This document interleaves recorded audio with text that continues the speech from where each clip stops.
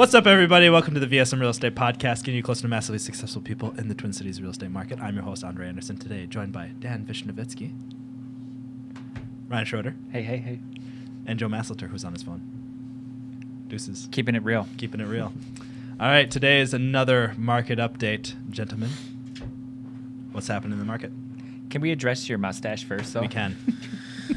Men's health awareness, everybody. Yeah, something like that. Can we vote on it? And I think he looks more mature. Jordan, can we cancel the podcast for this evening, please? Please grill my mustache right now. He looks like a police officer that is using From his the power village. to creep, like Hello, you have a... like a Miami Vice creeper whole Yeah. thing. It's like it's really Yeah. working for you right now. It's really working. Oh, Whatever you're doing it right. Oh, Like excellent. Boogie Nights, like I'm seeing a lot of different things right now. Boogie Nights, okay. Yeah. Yeah. Now that the By elephant's out of the non-human. room, we can Goodbye, move on Monastery. to We can real Move on. estate. Yes, Thank yes. you. And other various topics. Real estate market. Well, since no one started, I'm going to jump right in here and tell you that what the hell is going on here. I got a bunch of really nice for sale, and nobody's buying it. Shit. That's happening.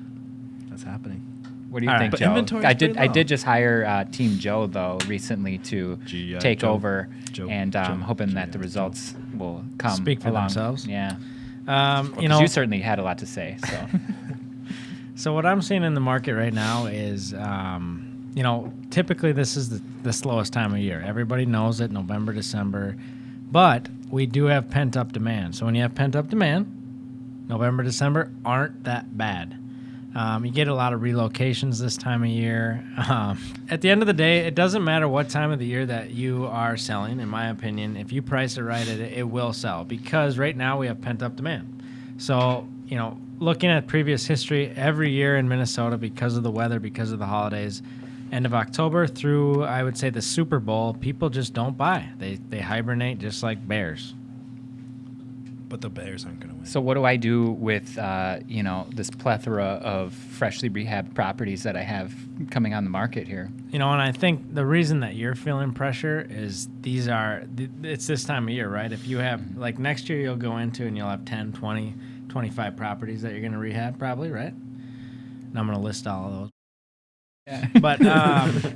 But you'll feel differently about it because you'll go into this season and it'll be a different scenario because you'll have sold the first 20 of them. And you might sit on the other ones because of the time of year, but it's not going to be quick. It's not going to be not quick. Double negative there, huh? Yeah. It's going to be quick. It's not going to be not quick. It's going to be quick. Okay. But Any no, questions? seriously. And in all honesty, I think this time of the year does scare people away because let's say somebody writes an offer on Pineview today, right? They're 35 days out. That's Christmas. It's also called Christmas, yeah. Yeah, right? They're Christmas. So people are like, Thanksgiving's coming up. I'm going to have my family over, or I'm living in a townhouse, or I'm renting. They're not motivated right now. So they're thinking, well, once Christmas goes by, I'll start looking again online at a minimum, right? So they'll start looking online and call it January 1st. Why do I say Super Bowl? Because that's when people go through pre-approval, Dan, and you'll talk about that in a little bit. And then they'll get serious, and February 1st rolls around, and that's when they start getting out there and actually wanting to look at properties again. Unfortunately, or fortunately for you, owning properties, I think we've kind of bucked the trend on that because people are out nonstop now because they want to get ahead of multiple offers. There's pent-up demand, so they've been looking at properties for, call it 6 months. They just can't find what they like. But at the end of the day, I don't care what anybody says, any listing agent says, you have to price the property right. I don't think any realtor can do a better or worse job to market a property. You got to do professional photos. You got to do all the basics. But if you price it right, it will sell. I don't care if it's November or March. You might get multiple offers in March versus November, but the price will be similar. Okay. So in my specific situation, let's refer to Pineview here. So you've seen the property and you're taking it over. My carrying costs on that thing are approximately $1,500 a month. Do I stay the course at the current price, or do I start panicking and dropping? Nope, I would not panic at all. I think that we just have to remarket it a little bit differently. $1,500 a month is a lot. We've talked about all the other aspects of it too. You've got a lot going on. You want other flips. You want to buy other properties. At the same time, I think the right buyer is out there for your property. I think you're not that far off of what it should be, and we're getting into a whole podcast of Ryan's properties. Yeah, my bad. And I I have like a dominating personality. I'm sorry. I like that. That could be a whole podcast. He's put me on the spot. But I honestly, if you look at over the year that, I'll launch a property, typically they will sit on the market when they're improperly priced. And I do so much due diligence to price a property out of the gates that I can feel good and sleep at night about my properties that I list. Well, that's why I decided to hire Team Joe. That's why we're for gonna that work. for that expert guidance. And I'm just a fraud. I don't really know what I'm doing. to give a little bit more details on Ryan and I's relationship, I'm going to help him list his flips. And what we're going to do at the beginning is we're going to talk about actual future retail value of what they will be once he flips them based on the finishes that I've been seeing. Mm-hmm. And I think what will help there is we'll have a very realistic view out of the gates. Then we're going to go to list it, right? And we're going to know that if I told Ryan, I said, what if I tell you to list it at $350, then we go to list it and it's going to be $299. That won't happen unless something major happens differently. And I think that's the case. I think, again, the demand is out there. Interest rates are low. The market is not slowing down. I do not see a bubble anywhere and we'll talk about this when you start asking questions and I start justifying my business proposal to this guy. But interest rates are not going higher. The demand is there. The inventory is low. It's time to sell. Well, I mean, I definitely want to sell, so make it happen. Let's talk about interest rates, because that's a great way to segue you in here. Oh, I'm sorry. I'm doing the host job here, like I said. okay. Go ahead. Let's talk about interest rates. Oh, interest rates. Interest rates. So the Fed continues to manipulate the market to, Steamroll progress. yeah. And so that our president can get reelected and on the back of the economy. So taking the wheels off here. So how have, when they announced that the prime rate was going to be reduced again, I think that was last week, what effect did it have on mortgage interest rates? There was a tiny bit of a hike, but what happened now is rates have, if there was a hike, it was literally maybe by an eighth, perhaps a quarter, but rates came back down, and they're just as good as they were. With the rates the way that they are, as long as Trump stays president, right?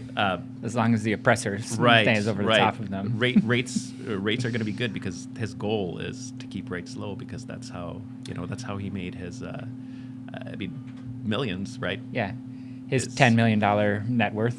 Right. $1 million. Yes. One of the things that we talked about Over the goal. One of the things that we talked about prior to this, though, was It was M, not B, the billion. the idea is Trump wants to keep the interest rates low, keep the economy humming, and then win the election, and then everything's going to change again. Right. Well, everything I've been reading, and we talked about this, and it surprised you, and it surprised me. Everything I've been reading, everything I've been told is that once Trump is reelected or a new president comes in, interest rates are actually going to lower. And you're looking at me like, that dude's dumb. And he did the same thing. Yeah. He's like, nah, that's not. Every single piece of literature I've read on the topic, and everybody that's been in the industry for 20 plus years has told me that exact same thing. And I'm just like, I don't get it. Well, the validity that I can add to that is if you look at mature markets like Japan, for example, they're in a negative interest rate environment and have been for some time, right? The entirety of our consumer-based economy is contingent upon people having cheap money to be able to just keep going into debt, just spend, and live beyond their means and everything like that. And so, I'm not actually all that surprised if that did happen. But at the same time, sound economic principles would tell you that in a growing economy, you should inch up the interest rates, and so everything defies traditional economic That's thinking. why I think it supports not a bubble, but it supports us going downward, is because why are interest rates staying low when we say we're having this kick-ass economy? It should trickle blows up. my mind. lowering taxes, lowering interest rates, spend trillions in debt every year.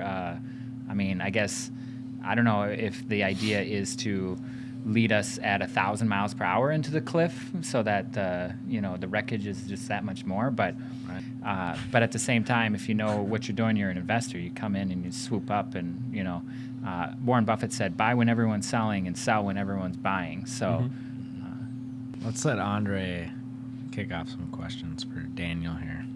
So what do you think about the interest rates right now? I think interest rates are great. They're at second all-time low. I think that they're, as long as Trump as president, they're going to stay low. We're really not looking at another interest rate hike. I think that what we are seeing in the mortgage world is we're seeing the lending guidelines tightening up a little bit. Really? Which I don't think is the worst thing in the world. It's not, but then it causes you to think, is there another recession coming? Just to give you an example, with cash out refinances, FHA conventional, we were talking about this earlier, 85% was the max, and they just scaled it back to 80. So, you're seeing some Fannie and Freddie guidelines that were approved prior no longer being approved. Debt-to-income ratios aren't as loosely used. And what I was talking to you guys about earlier is these bank statement loans, self-employed people. Those are really risky loans if you think about it. And those were introduced not too long ago. And in my opinion, I think you're going to see those slowly but surely go away. That's really interesting because I think in the past, year and a half, 2 years, you've seen them come up a little bit. And then not only that, apart from the bank statement loans, but there's also those, there's some rental loans that you can get matching just whatever the rental income is. You can get into debt so that your monthly payment matches whatever the rental income is. So that's even... What could go wrong? What could go wrong? Yeah. Exactly. Yeah. We know about the rental business. There's never any additional expenses. So. Never, ever. I was thinking about, what is the movie where they talk about the whole mortgage? Big Short. Oh, Big Short? Oh, Big Short, yeah. Big that's Short. a really good so movie. One of the famous things that happens in that movie is they talk to that stripper, right? And the stripper's like, the guy's like, how many homes do you own? And she's 6. like 5, 6. Yeah. And he's like, what happens when it all adjusts and you have to that all comes due? And she's like, what? Yeah. That's why when I talk to people about the real estate market, the bubble and all of that stuff, I say we have different problems. I don't think mortgage-backed securities are going to drive. I don't see us having the same problems we did in 08. No way. I see us having new ones, and they are new and they're different, and Get your strippers best can't price. buy 6 houses. Right. But Really motivated ones can. we Bank have, statement loans. Yeah, we have new problem, bank statement loans, right? Or 0% down. Joe, to your point, I mean, they're avoiding first of all, you have products back before 08 that don't exist anymore. Can you fog a mirror loan? Yeah. Approved. Well, that or the balloon payments. You don't have that, or the adjusting arms where there's a limit to how much they can adjust, right? I think it's 1 or 2% per year. I mean, Back then it wasn't. right. So to your point, they're taking extreme precautions, and in a market crash, as we talked about earlier, the real estate market would be the last to really go, right? So And it would take a while. Or could It would lead take- it, you never know. But yeah. But so with that being said, I mean, I see it all the time where we get these notifications where, for example, the Home Ready or the Home Possible programs where, people, not even first-time home buyers, can put 3% down and get a better private mortgage insurance payment based on the adjusted median area income, where right? Wow. You've never heard about this? No. So people could put 3% down, not even first-time home buyers that make $150,000. That part I've heard of, but the rest of it is news to me. Yeah. Well, they've adjusted it down now to where 79.9 is the limit, and it's 80% of the area median income. So, I mean, they're taking precautions to where people can't take advantage of these first-time home buyer loans. I can hear you open your Diet Pepsi on the podcast, but Just go. But I think that, Diet Cola Diet Cola. they're being for a cop. they're being a lot more For a cop. precautious as far as kind of not keeping guidelines extremely loose, but they're scaling back on as far Well, as. I remember when I got my first loan was in 2007, right before the crash. Yep. It was a great move, and Was that Penn Avenue? it was, yeah. And so, This guy hasn't made anything but good moves, I made 3 bad moves so Big far, I money think. moves. President of brokerage. No. You still get positive kudos for that. So, first house though, it was like, hey, you want a mortgage, How much do you 0% make? down, Right. yeah, stated income, Yeah. all this stuff. Yeah. I got a high interest rate, but no big deal. I just rolled right in there, no problem. Right. And then the second mortgage I got was in 2011, which was in the height of the whole debacle or whatever. I remember they were going through my bank statement saying, "What is this purchase at Wendy's for Yeah. $5.78?" I'm like, "That's lunch." Yeah. Like, What is this large deposit? What do you mean? It's 200. Like, I mean, yeah. Yeah. Yeah. And so I saw this pendulum swing from one extreme to the other, and even when I just did a refinance on my house, probably about 6 months ago, it was a nightmare. But that's mostly because my tax situation is Right. super You complicated. didn't use Right. Finance of America either. I didn't, Right. but And that's- I had And you didn't 1,583 pages for my tax return. So Yeah. be glad I didn't send it to you. Yeah. No, please send me all your business. I would love that. But So, one of the things, and not to digress, but one of the reasons that we have you on the podcast Yeah. is because you are the expert in what you do, right? And so we just want to learn more from you. We want to learn more from you, and we want to learn more about what you have to say. And we're just curious we talked about interest rates and things like that, but what are you seeing? What are you seeing in your job, and what are things that are important to you? And as you enter 2020, what are some things that borrowers, future buyers, sellers, everybody should be watching out for? Obviously, we talked about interest rates, but what are the other things? as far as options, can you be a little more specific? Oh yeah, I'll give you the answer. Could you Hold give on a one coherent second. question? Don't give me the answer. I'll give you the answer. No, just what are the other things that you're focused on for 2020? I want this to kind of give Yeah. Who pronounces it 2020? 2020. It's quite 2020. No, I mean, as far as there's a lot of options for buyers these days, and it's not just the typical 20% down or the typical 5% down. There's a lot of loans out there and a lot of different options that buyers should know about, especially first-time home buyers that they don't. So when you say first-time home buyers, do people that qualify for do you have to be a first-time home buyer to qualify for a lot of the programs that you're talking about? Or can you be a second-time You home don't. buyer? You don't. There's a lot of options that are, for example, like the Home Ready Home Possible programs that you don't have to be a first-time home buyer. You just can't own 2 properties at the same time. But as far as like the 3% down programs, the reduced PMI, private mortgage insurance, things like that. I'm curious on a couple things. Like, Anna? you own how many rental properties, do you think? I don't know, 50 or 60, something like that. It's cool you don't know. But anyway, I don't know. why aren't you selling them?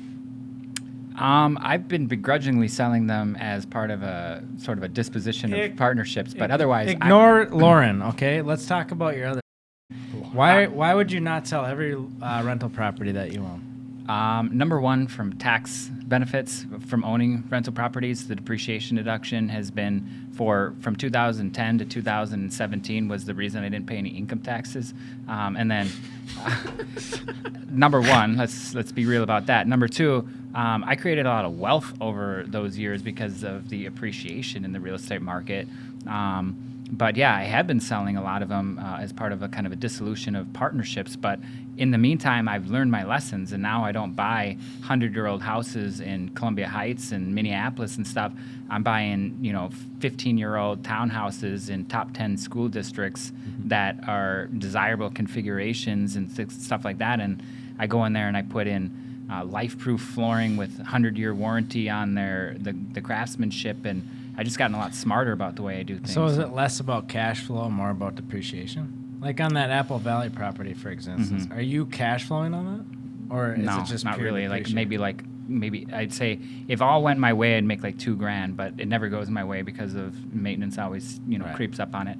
Right. But I would say number one reason I bought it is I bought it and I created $30,000 or $40,000 in equity through buying it and doing the improvements on it. And then number two reason is the depreciation deduction. So, and then also I feel like it's going to be super easy for me to manage, and it's something that I could potentially leave to my kids. So, because it's just so easy. I mean, for example, we got another property that we've owned for about 6-7 years in Maplewood. It's about 100 years old. I mean, it's always something with that thing. Like, we've had to replace the windows, the appliances. We've had leaks in the basement where we had to put in drain tile. Just recently, we had an electrical system failure, and we had to get a new fuse box and stuff like that. The old ESF? Just oh God, The just worst. Get me out of the old stuff. You did talk me out of buying a 100-year-old duplex this year, so I appreciate that. Yeah. It's one thing to buy it, fix it, and flip it, but I wouldn't say owning it is really the jam. Right.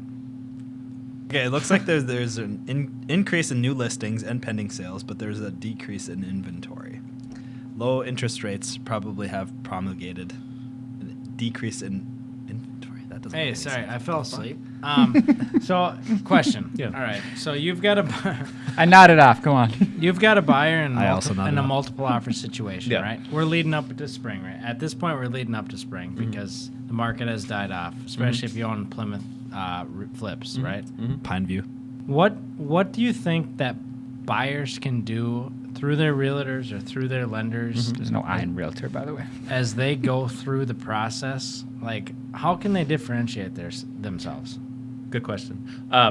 One of the things that I like to do is whenever a buyer makes an offer, I will always call the listing agent to let them know that they've fully been basically approved. So, point. Yeah. What is fully approved versus like Qualified. pre-approval, qualified? What's the difference there? Let's take a look at for example, Quicken Loans, right? They will approve someone based on stated income, pulled credit, which in my opinion is absolutely makes no sense because how can you tell me what you make if you're hourly plus commission? You've had commission less than 2 years. Now we can't use your commission. We can only use your hourly or salary. And now you thought you qualified for a home that you didn't. If you're self-employed and you make $100,000 a year, but you write off 70 of it, and now you're only sitting at 30 grand, but you've already been pre-approved. And there's a lot of those situations that have happened.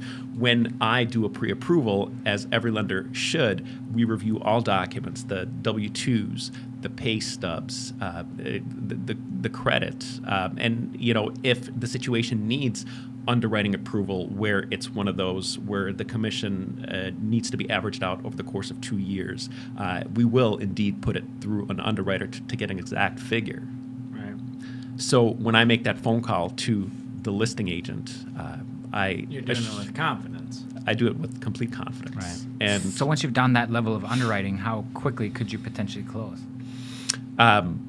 if all the work is done up front and things are collected on the front end,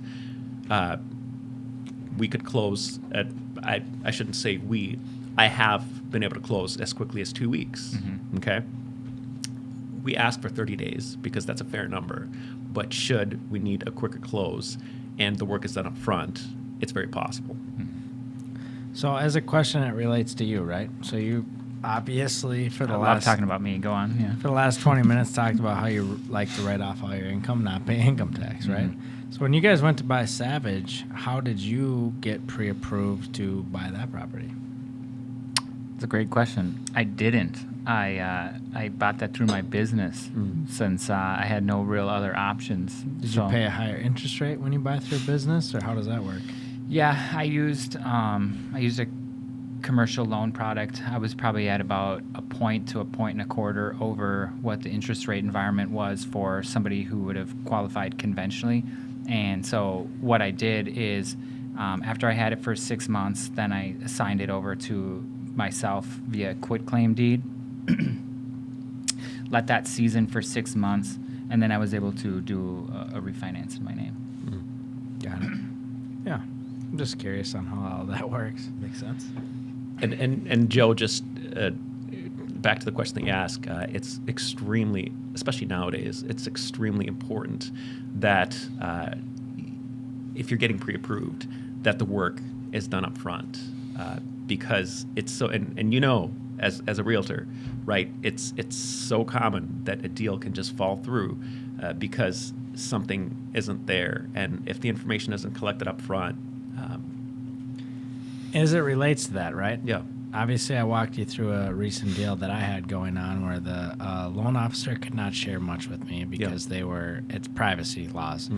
But when I call let's say I call you, you've got the pre-approval, I don't know you from Adam, right? And I say, Dan, hey, are these buyers good to go? Like, what information can you, like, besides, oh, yeah, they're great. They're really responsive. Oh, my God, they got everything to me in 5 seconds. I'm from Paynesville. Like, what else can That's how he talks in real life, by the way. What else can they say besides I'm from Paynesville, you know? What can you divulge to what can you as a lender realtor divulge to anybody? Like, obviously you can't say, oh yeah, their credit score is 680 and they make $120,000 a year. But what can you say to really, like, if I'm the listing agent, I'm like, Dan, how are they gonna buy this place? Like, what's the deal? What can you say to me? I can say that they're fully qualified for the listing price. I could say that all the documents have been reviewed, the income's been calculated, they have the sufficient funds to close. I can't divulge any numbers. And so where I'm going with this is, okay, so that is the legal answer, right? Yes. So let's say we get to that point, it's like they're fully approved. What can happen after that point, right? So I gave you a really crazy example this week where the person got into a breakup situation and they didn't qualify. Apparently the underwriter took it upon themselves to judge if they were going to break up or not. Right. Oh. And we don't, yeah.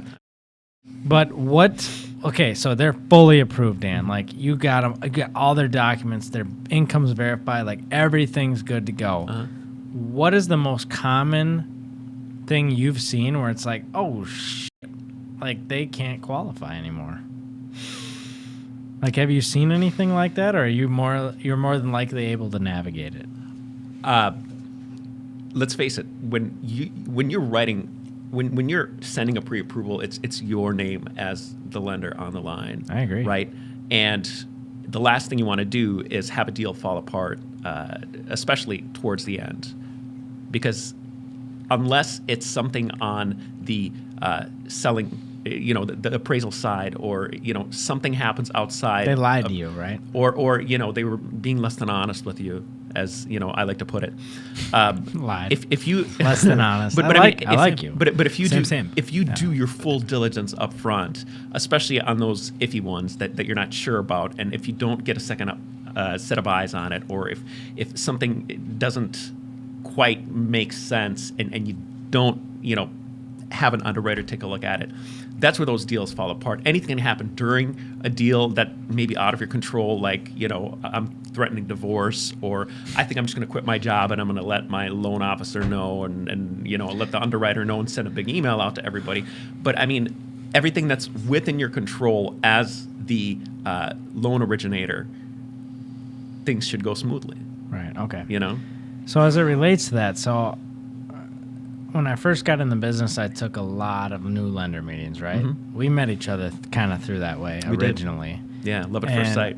One of the things that people say is, I can close a loan in 7 days. I can close a loan in 7 days. Like, That's impossible. I mean, it doesn't matter to me, right, though, okay. right? I don't write purchase agreements unless you're cash to close in 7 course. days, right? Of course. Even then. But even Right. then, I mean, like 14. what's the Right. need? What's the Yeah. need, right? Title needs time to do their work. yeah. So where I'm going with, I'm not going anywhere with that, Mm-hmm. but where I'm going with this is,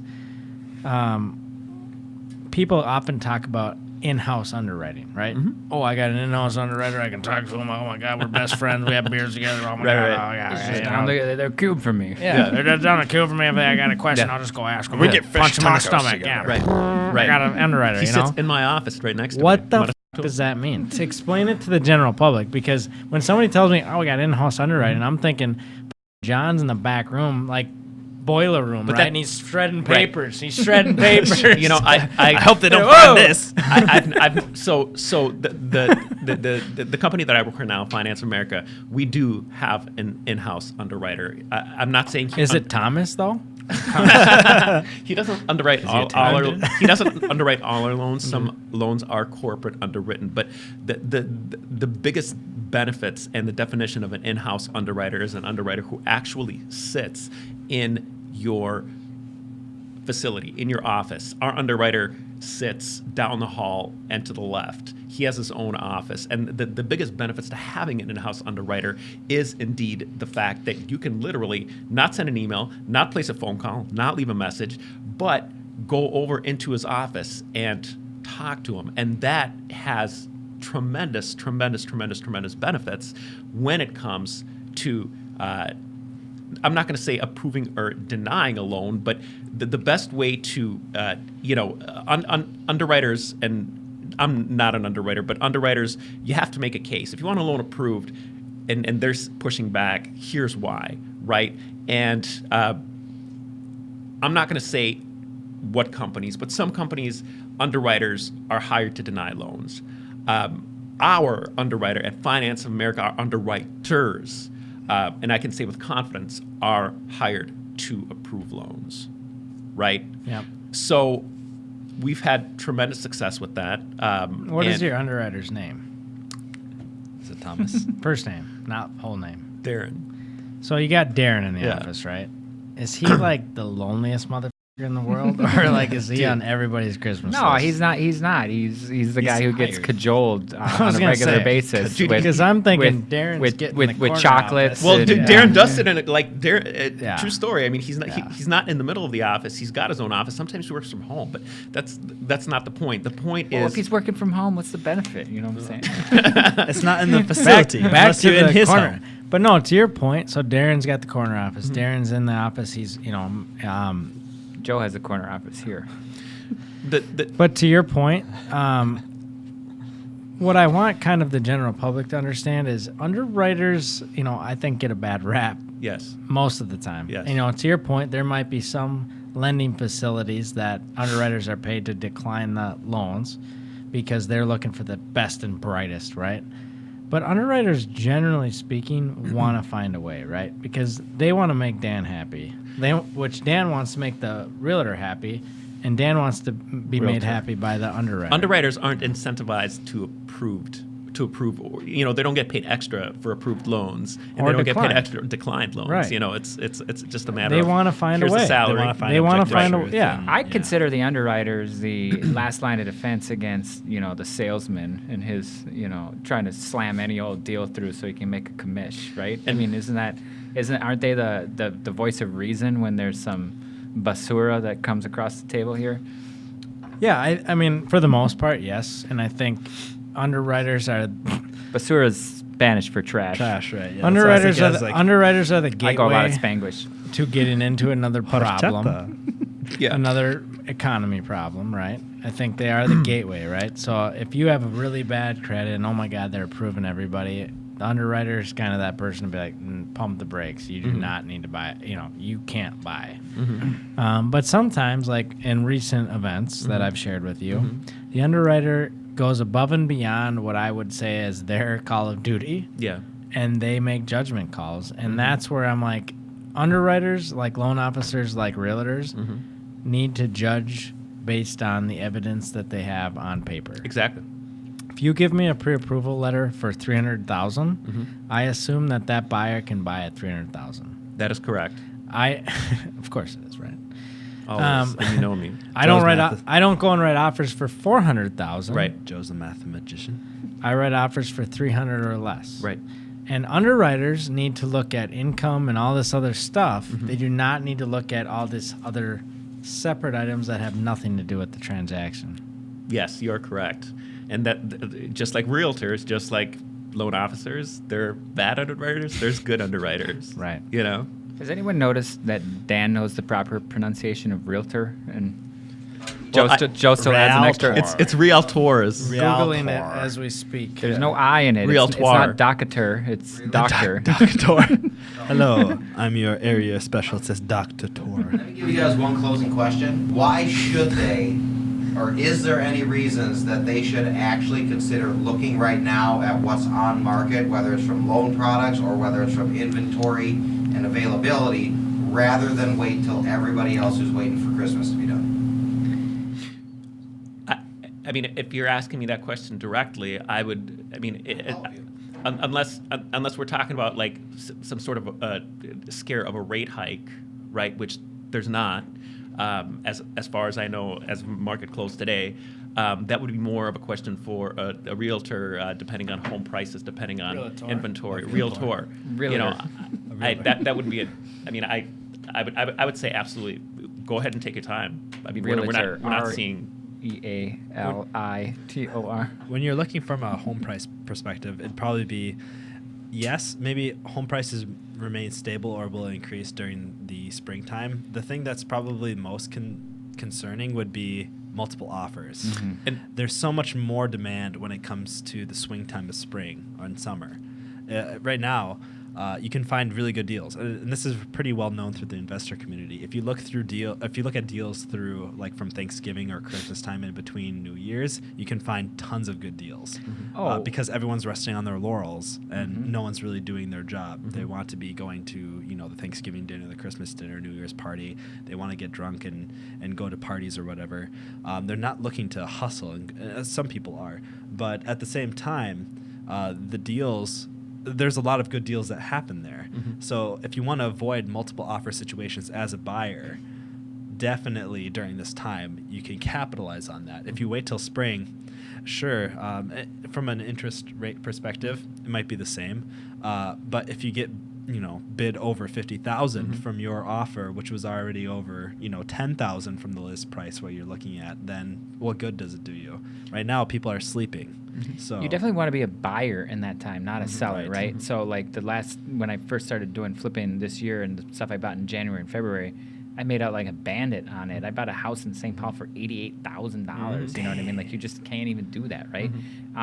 But I guess my perspective on it is if you're an opportunistic buyer, here's your time, right?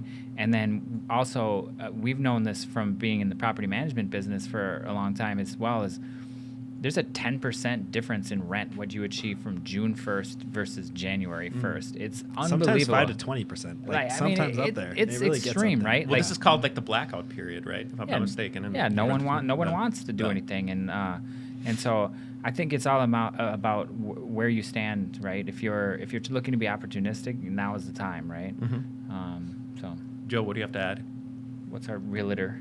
I mean, when I'm doing my pre-approvals, right? Realtor. And I just tell my clients what Joe, you're probably going to say is, and what André and Ryan have said. If you're looking to buy, most people are like, well, I'm just going to wait till spring. Now is the time to buy because people are listing now, but people don't like to necessarily list in the winter time. And the reason why they do is because of perhaps an event, they're moving or something happened. They're more apt to sell and there's less multiple offers. I have a couple different answers. One, if I have a seller that can wait, I am asking them to wait 100% of the time. If you can stand to be in your property for 3 more months, please just list it in February with me, please. On the buy side, I'm saying, if the perfect property comes up, we have a ton of leverage. There's nothing else on the market, but there's not a lot of buyers out there. So why not be active during this time and look? And if we find the right property, you buy it. You don't have to necessarily wait, because if you wait till February, March, it's exactly why we all talk to our sellers. You wait till sellers, you wait till February, you get all these people and they're coming out in droves. Now you've got 10 offers. And guess what? You're paying $350 for a $300,000 property. Whereas right now, I think you can get it at list. You can get it a little bit below, right? You can get it a little bit. I remember all this insight when you were, Team Joe was landing my business, but go on. You can get it for list. You can get it for a little bit below. Yeah. So you got a little bit more leverage. Maybe. But as a lister, right? You're a lister in a different way. You have nobody in your property right now. You don't own the property. If you were to sell your Savage property, I own the property. I don't occupy it. Go yeah. ahead. If you were to say, hey Joe, I want to sell my property in Savage, right? You and Alina want to move to Woodbury. I would say, hey Ryan, let's wait till February, and we will get more buyers at that time. Yeah. So if you don't have that luxury, I still think you list and you go forward with it just like you have on Pineview, but there's less buyers, so you have to price it right, you have to position it right. It's a little bit different of a strategy than let's throw it on in March and just hope for the best. And I think you're also more likely now, as opposed to spring, get seller pays, correct? Oh, 100%. I mean, that's 100%. I mean, you just have more leverage right now. Yes. Right? A property sitting on the market for 90 days in January, what is the seller going to say? You know what? I'm going to wait till spring. What are they going to say, honestly, right? What are they going to say? They're going to say, I might wait till the spring market, and you're calculating their carrying costs, and you're like, well, your carrying costs are probably $2,000 a month, so you got $6,000 right there. Why don't you sell it to me right now?